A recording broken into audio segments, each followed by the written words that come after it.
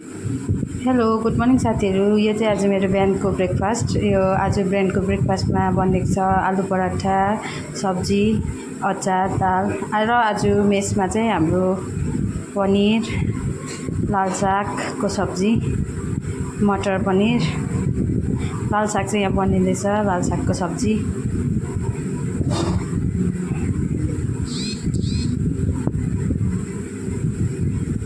लाल सागको सब्जी यसरी हामीले बनाउँछौँ।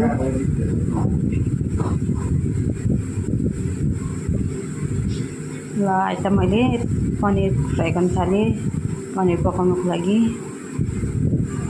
यसरी हामीले पनिर चाहिँ पहिला काटेर यसरी फ्राई गर्छौँ सधैँ सब्जी पकाउँदा। आज स्याटरडे भएको कारणले चाहिँ हाम्रो मेसमा चाहिँ यहाँनिर चाहिँ मासुहरू बनिँदैन साह्रै, पनिरहरू खाने बेसी भएको कारणले चाहिँ पनिर बनाउँदैछु। पनिर यसरी फ्राई गरेर निकालेर चाहिँ हामीले अब यसलाई चाहिँ मटरसँग पकाउनुपर्छ। यसरी मटर यस्तो फाइनल लुक चाहिँ यस्तो देख्यो मेरो मटर पनिरको। यो चाहिँ फाइनल लुक हो मटर पनिरको।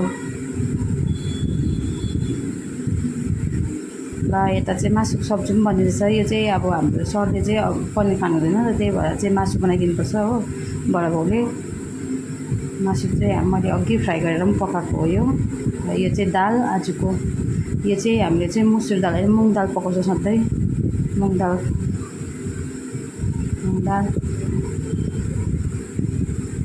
पाकेर पनि अब उयो भइसकेको है।